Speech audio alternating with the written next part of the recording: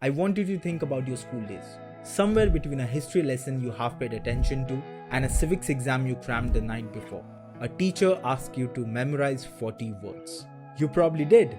You may even have recited them out loud in morning assembly, standing in a line in a uniform, not thinking about a single word you were saying.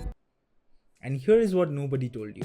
Those 40 words are the most consequential sentences ever written about India. Every law passed in this country, every judgment delivered by the Supreme Court, every right you think you have, all of it flows from these 40 words. And hidden inside them are secrets, contradictions, and promises so powerful that most of the citizens go their entire life without even knowing about them. Today, we are going to read those 40 words together. And I promise you, by the end of this video, you will never read them the same way ever again.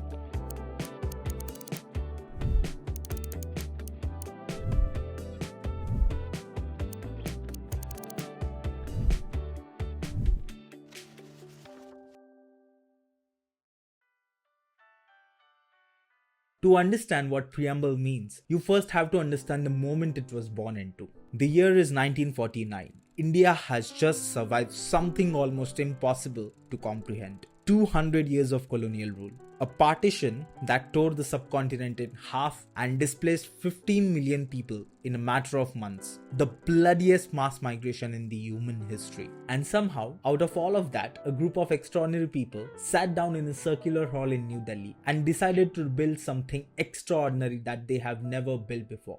For 2 years and 11 months, 299 members of the Constituent Assembly debated every single clause of what would become the Constitution of India. They argued about federalism, about rights, about reservation, about role of the religion in public life. They disagreed, often fiercely and brilliantly. And then, having written one of the longest and most detailed constitutions in the world, they sat down to do one final thing. They had to summarize its entire soul in a single paragraph.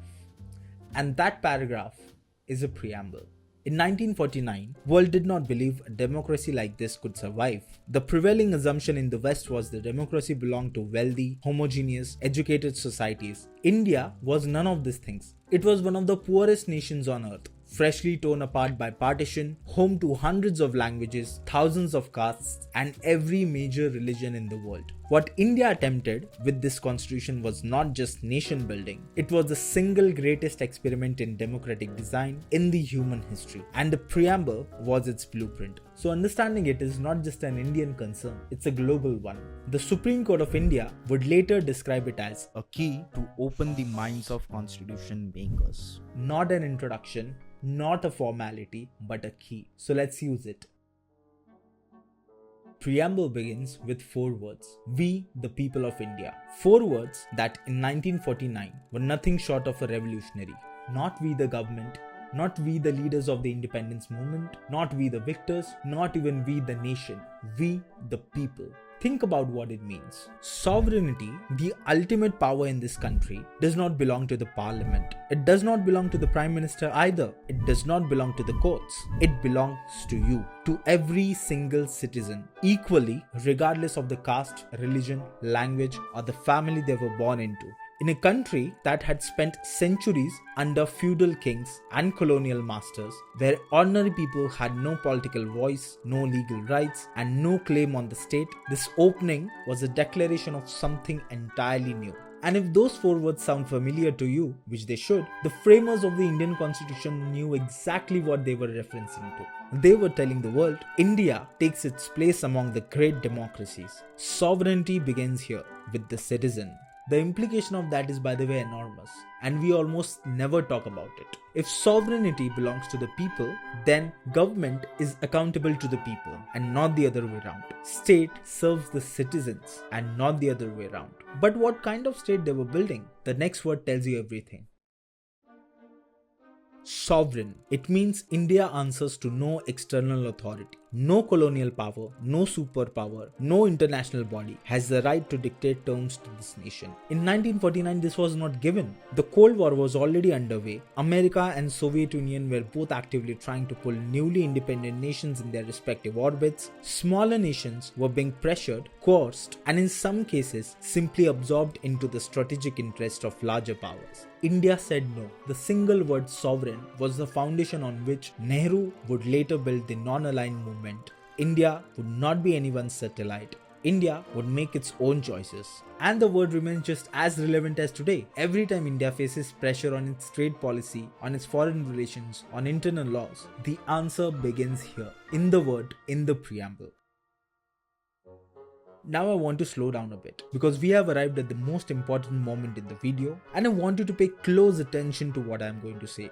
The next two words in the preamble are socialist and secular. And here is what nobody taught you in the school. Those two words were not originally there. When the constitution was adopted on 26 November 1949, the preamble read Sovereign Democratic Republic. That is it. No secular, no socialist. Both of those words were added in 1976 through something called 42nd Amendment, and the circumstances under which they were added matter enormously. 1975. India is under a state of emergency declared by Prime Minister Indira Gandhi. Fundamental rights have been suspended, the press is censored, opposition leaders including the man who would become the next Prime Minister are in prison. Democracy in the most literal sense has been paused. It is in this moment when the parliament was stripped of the meaningful opposition, when the courts were pressured, when the civil liberties were suspended, that the government decides to amend the soul of the constitution. And into the preamble, they insert two words, socialist and secular. Now I want you to be careful because those two words themselves are not the problem. An idea behind them is genuinely important. So let me explain what they actually mean. Socialist, in India's context, does not mean what it means in the textbook. It does not mean the government owns all industries. It does not mean a Soviet-style command economy. In the Indian constitutional sense, it means the state has an active responsibility to reduce inequality, to ensure that economic growth does not simply enrich the few, while the many remain poor, to work toward the fair distribution of resources and opportunity. This is the legitimate and important commitment. Secular, in India's context, also does not mean what it means in the West. Western secularism means the separation of the church and the state, keep religion out of the government entirely. And Indian secularism means something different and in many ways more nuanced. It means the state maintains equal respect and equal distance from all religions. The government can fund religious institutions, temples, mosques, churches and gurudwaras as long as it does so equally. No religion is favored, no religion is ignored.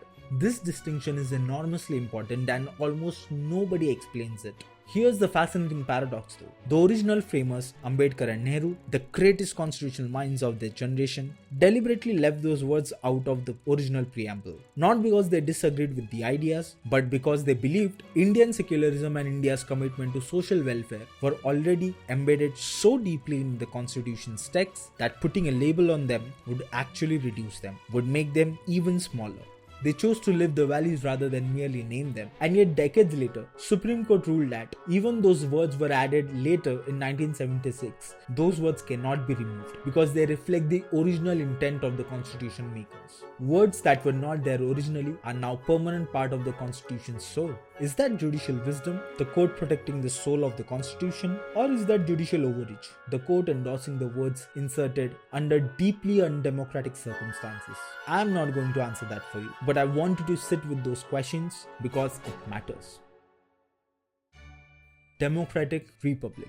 Two words most of us assume that mean the same thing, but actually they don't. A democracy is a system of governance where power flows from the people through elections, through representation, through participation. It is about how decisions are made.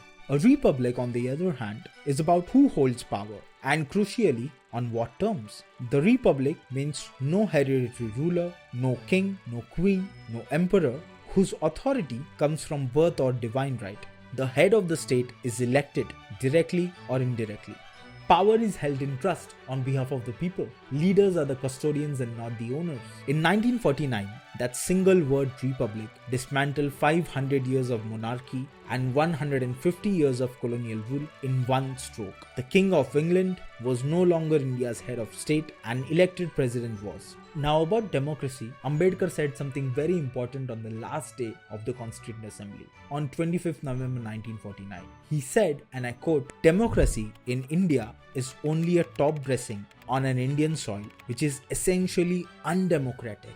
The man who drafted the constitution himself warned the nation that structures of the democracy mean nothing if the values of the democracy are not internalized within their citizens. Ambedkar knew that it would take more than a document to achieve it. The question is, after 79 years, how far we have come.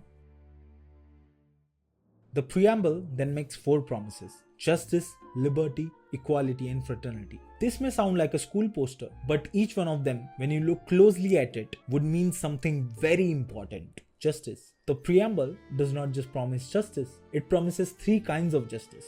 Specifically, social justice, political justice, and economic justice. Most of us think about justice only in legal terms: court trials, verdicts. But Constitution promises something far more ambitious. Social justice means no discrimination based on accident of your birth, your caste, your religion, your gender. None of this should determine your place in society. Economic justice means the fruit of a nation's growth must be distributed fairly. GDP going up means nothing if the people at the bottom of the pyramid see none of it. Political justice means every citizen has an equal voice in how they are governed. Not just right to vote, the right to genuinely participate. 3 kinds of justice. Ask yourself honestly, which one of it India is closest in delivering and which one of it is farthest away. Liberty. Preamble does not promise one vague general freedom. Rather, it promises 5 types of liberties. Liberty of thought, expression, belief, faith, and worship. Each one hard-won.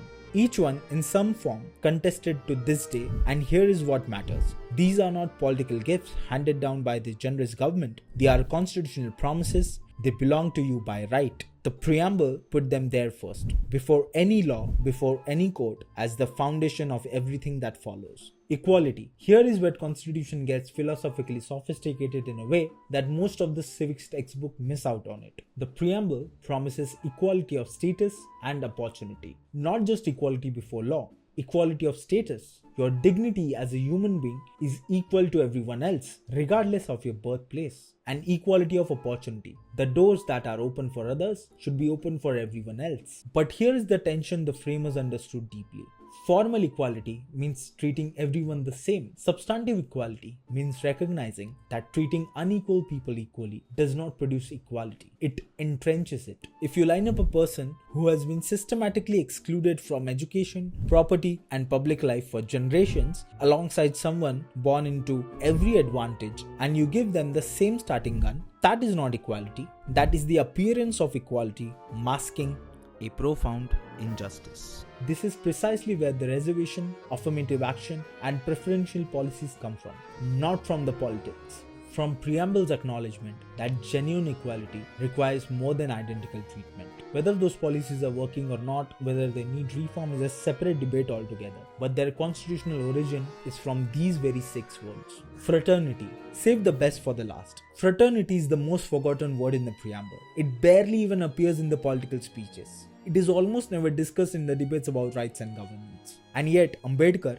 the man who drafted the constitution, considered it to be the most important value among all the mentioned above. He said, without fraternity, liberty and equality could not become a natural course of things. What does fraternity mean? It means treating every fellow citizen as your equal in human dignity, regardless of their caste, their religion, their language, their class, their region. It is not a legal concept. You cannot just file a petition in the Supreme Court and demand fraternity. It cannot be enforced by a court order. It can only be lived by individual citizens in their daily choices, in how they speak about those different from them, in whether they see a fellow Indian or a category. Ambedkar believed that India's greatest struggle was not political independence that had achieved. It was social independence. The freedom of every Indian to be seen, treated, and valued as a full human being. If you had to pick the one value the preamble asks of us that we have made the least progress on, is it not this one? I'll let you answer that for yourself.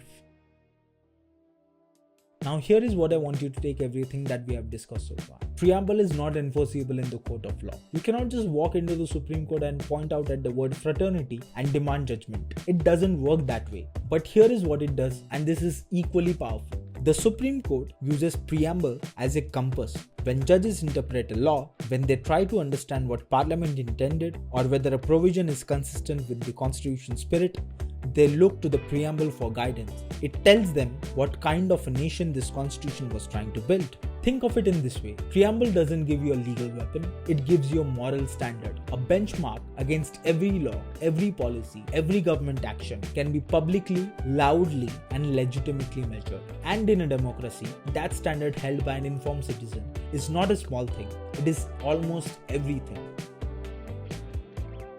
40 words. That is all Preamble is.